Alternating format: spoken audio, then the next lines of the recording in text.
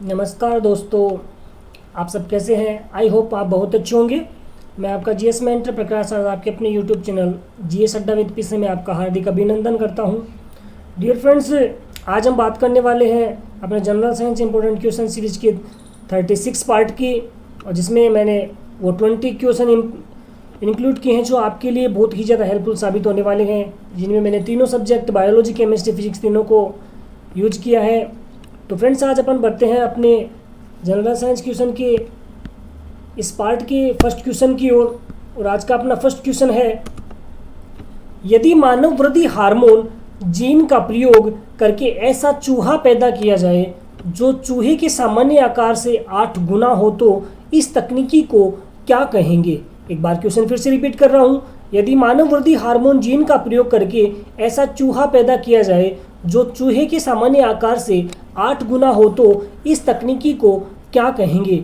Option 1 है संकरण, 2 genetics engineering, 3 उत्परिवर्तन प्रजनन और 4 हार्मोनी भ्रमण। तो आपको बताना है कि अगर मानव जीन का प्रयोग मानव के जो वृद्धि हार्मोन है उनके जीन का प्रयोग करके ऐसा चूहा विकसित किया जाए जो सामान्य चूहों की तुलना में 8 गुना अधिक बड़ा हो तो उस तकनीक को अपन क्या कहेंगे। तो फ्रेंड्स, इसके राइट आंसर की अपन बात करें तो इसका राइट आंसर होगा ऑप्शन 1 संकरण की क्रिया। कहने का मतलब उसके जब भी अपन किसी मानव वृद्धि हार्मोन की जीन का प्रयोग करके एक चूहे का डेवलपमेंट करते हैं तो उससे जो बनने वाला जो चूहा होगा वो सामान्य चूहे की तुलना में 8 गुना अधिक होगा, तो उस क्रिया को अपन कहेंगे संकरण। यानी कि उसकी स्थिति सेम वही होगी जैसे सामान्य चूहा होगा उसी, लेकिन उसकी साइज का इंक्रीजमेंट वो उससे 8 गुना अधिक होगा। तो इसका राइट आंसर होगा ऑप्शन 1 संकरण। ओके फ्रेंड, बढ़ते नेक्स्ट क्वेश्चन। सर्पों की विष ग्रंथियां किसकी समान होती हैं। नंबर 1 मछलियों के विद्युत अंग की, 2 रे मछली के दंश की, 3 स्तनियों की वसा ग्रंथि की, और 4 कशेरुकी प्राणियों की लार ग्रंथियों की। तो आपको बताना है जो सर्प होते हैं, जो रेप्टाइल्स वर्ग का प्राणी सर्प होते हैं, उसकी व्रंग जो विष ग्रंथियां होती हैं वो किसकी समान होती हैं। तो फ्रेंड्स, के राइट आंसर की बात कर रहा था वो ऑप्शन 4 कशेरुकी प्राणियों की लार ग्रंथि, यानी कि वे प्राणी जिनके अंदर कशेरुक दंड पाया जाता है, कशेरुका पाई जाती है, उनके द्वारा जो लार सिक्रेशन की जाती है उन ग्रंथियों के समान होती हैं किसकी ग्रंथियां, सर्प की विष ग्रंथियां। ओके फ्रेंड, बढ़ते हैं नेक्स्ट क्वेश्चन। जैव फिल्म क्या होती है।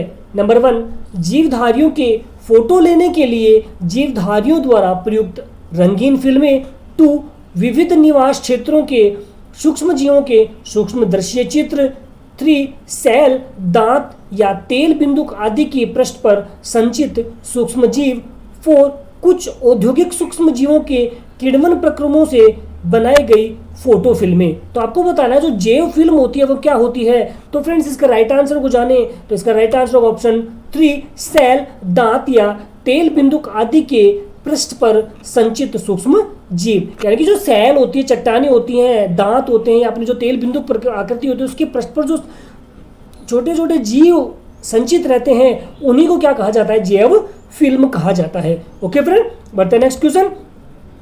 किसी माध्यम से सभी सूक्ष्म जीवों को नष्ट करना क्या कहलाता है। नंबर 1 पाश्चुराइजेशन, 2 स्टेरिलाइजेशन, 3 इम्यूनाइजेशन और 4 सैनिटेशन।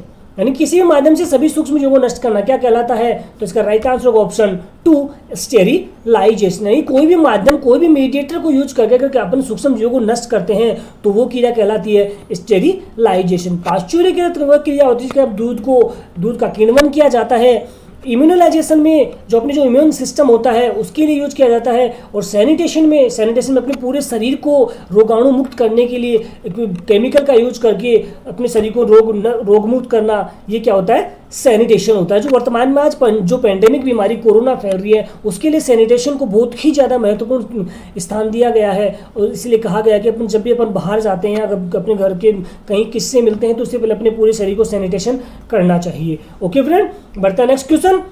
भूखा व्यक्ति शरीर के किस भंडार का सबसे पहले उपयोग करता है। नंबर 1 वसा, 2 ग्लाइकोजन, 3 प्रोटीन और 4 ग्लूकोज। तो आपको बताना है जो भी एक भूखा व्यक्ति होता है वह कोई अपने शरीर के किस भंडार का सबसे अधिक उपयोग करता है। तो इसका राइट आंसर होगा ऑप्शन 2 ग्लाइकोजन। यानी कि ग्लूकोज के निर्माण जो ग्लाइकोजन की क्रिया संपन्न होती है उसके जरिए भूखा व्यक्ति सबसे पहले अपने भंडार स्टोर में इस ग्लाइकोजन का यूज करता है। ओके फ्रेंड, बढ़ता है नेक्स्ट क्वेश्चन।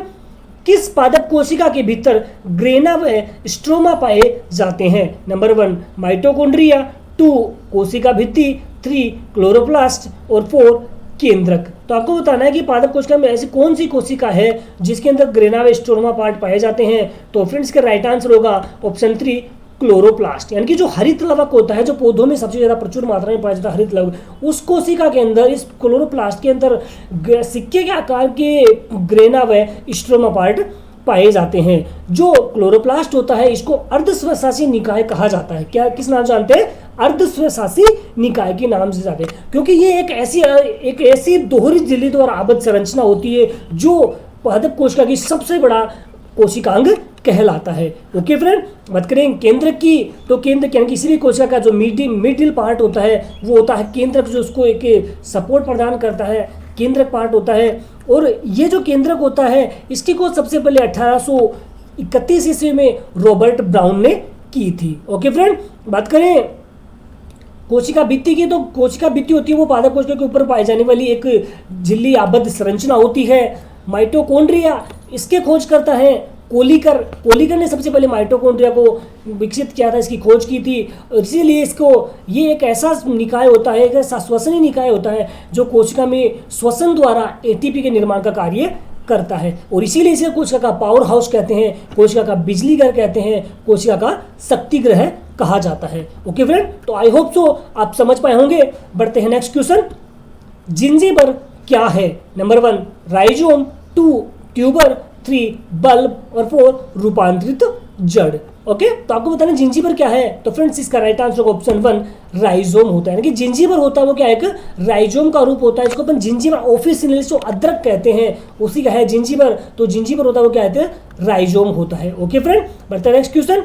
सेलुलोज मुख्यतः किसका बना होता है? नंबर 1 ग्लूकोज का, 2 सुक्रोज का, 3 फ्रक्टोज का और 4 प्रोटीन का। तो इसका राइट आंसर होगा ऑप्शन 1 ग्लूकोज का। जो सेलुलोज होता है वो किससे मिलकर बनता है? ग्लूकोज के द्वारा किसका निर्माण होता है? सेलुलोज का निर्माण होता है। ओके फ्रेंड, बढ़ते नेक्स्ट क्वेश्चन। वनों का राजा कौन सा वृक्ष कहलाता है? नंबर 1 नीम, 2 टीक या इसको सागौन का वृक्ष भी कहते हैं, 3 पीपल और 4 चीड़।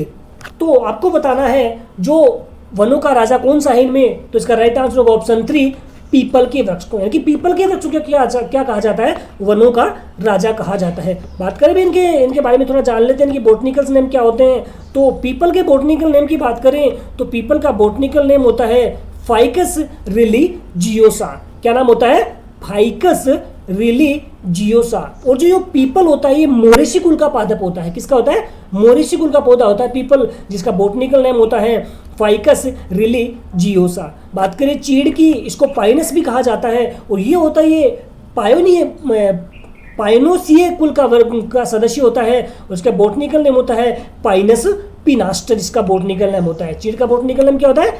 पाइनस पिनास्टर होता है। बात करें टीक या सागौन, तो ये लेमिनेसी कुल का पादप है, इसका बोटनिकल नेम होता है टेक्टोना ग्रैंडिस, यानी कि सागौन या टीक का बोटनिकल नेम होता है टेक्टोना ग्रैंडिस। और बात करें नीम की, तो नीम का बोटनिकल नेम होता है एजारेक्टा इंडिका, इसका बोटनिकल नेम होता है। ये मेलिएसी कुल का पादप होता है। ओके फ्रेंड, तो आप समझ पाए होंगे वनों का राजा कौन सा वृक्ष होता है?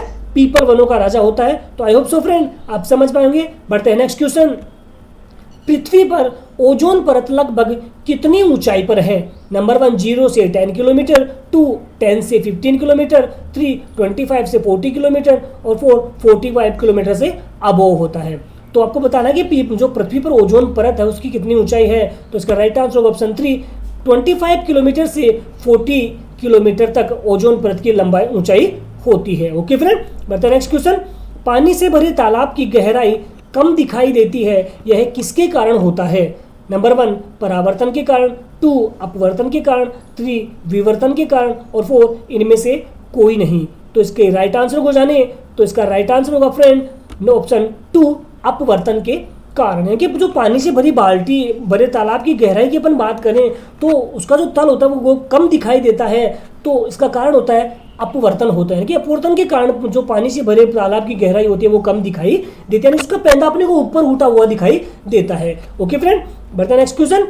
यदि किसी लेंस का आधा भाग काले कागज से ढक दिया जाए तो उसके द्वारा उत्पन्न प्रतिबिंब की स्थिति क्या होगी? नंबर 1 लुप्त हो जाएगा, 2 आकार में घटकर आधा रह जाएगा, 3 इसकी चमक कम हो जाएगी, 4 कोई प्रभाव नहीं होगा। तो आपको बताना है अगर कोई भी लेंस है उसके अगर आधी भाग को काले कागज से ढक दिया जाए तो उसके प्रतिबिंब पर क्या इफेक्ट होगा?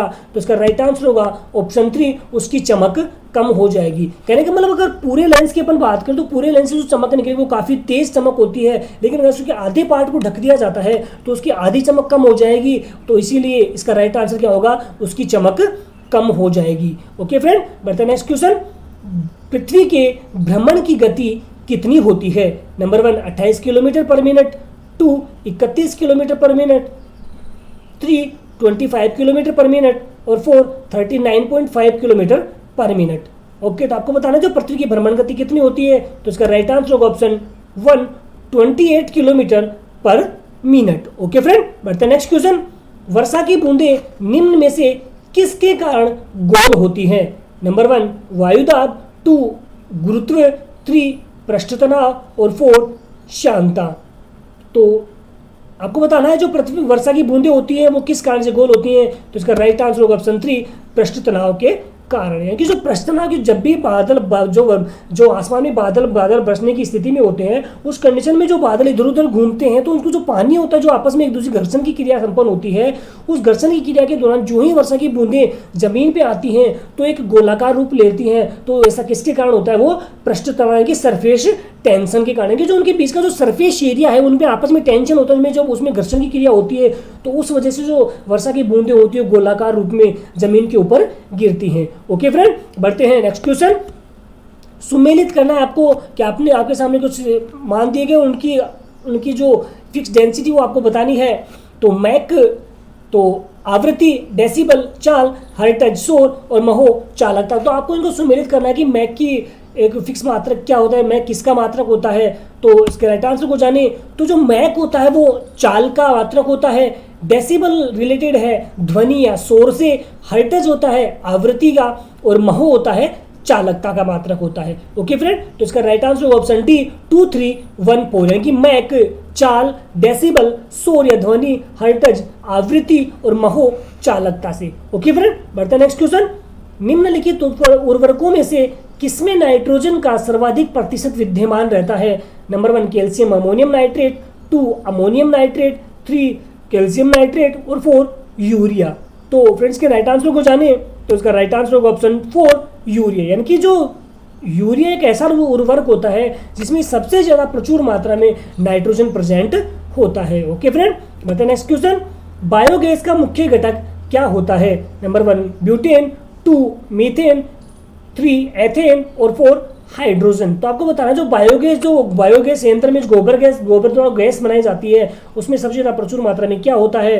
तो इसका राइट आंसर होगा ऑप्शन 2 मीथेन गैस, यानी कि मीथेन गैस बायोगैस में एक मुख्य घटक के रूप में कार्य करता है। ओके फ्रेंड, बढ़ते नेक्स्ट क्वेश्चन। ओजोन की कमी किस कारण से होती है?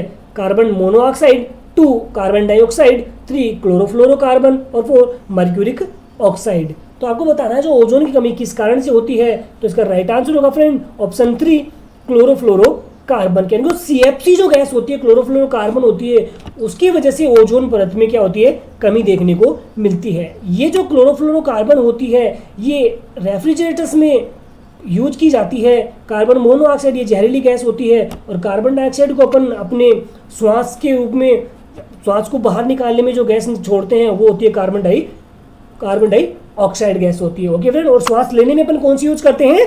ऑक्सीजन गैस का यूज करते हैं। ओके फ्रेंड, बढ़ते नेक्स्ट क्वेश्चन।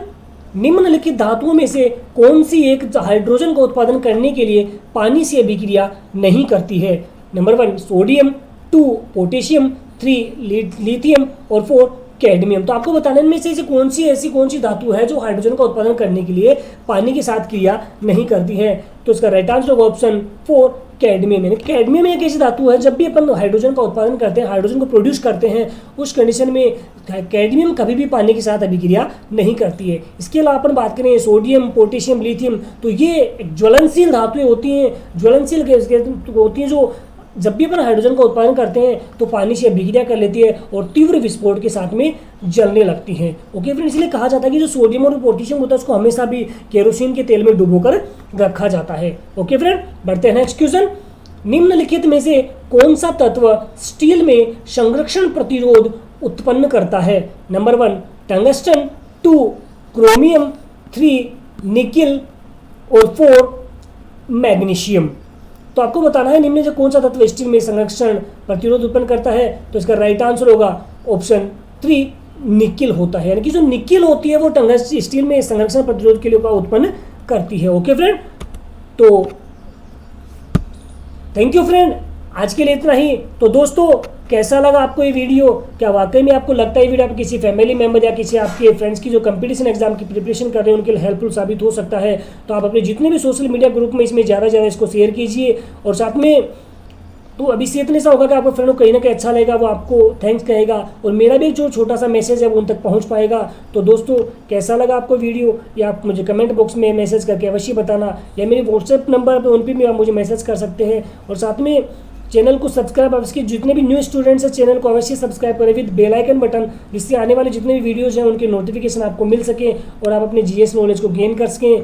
तो दोस्तों इसकी पीडीएफ आप डिस्क्रिप्शन बॉक्स से डाउनलोड कर सकते हैं। इसके अलावा इसके पिछले वाले जितने वीडियो हैं मैंने अलग से प्लेलिस्ट बना लगी, वहाँ जाके देख सकते हैं, या एंड स्क्रीन बटन पे क्लिक करके भी इससे पीछे वाला वीडियो आप देख सकते हैं। तो धन्यवाद फ्रेंड, आज के लिए इतना ही। जय हिंद, जय भारत।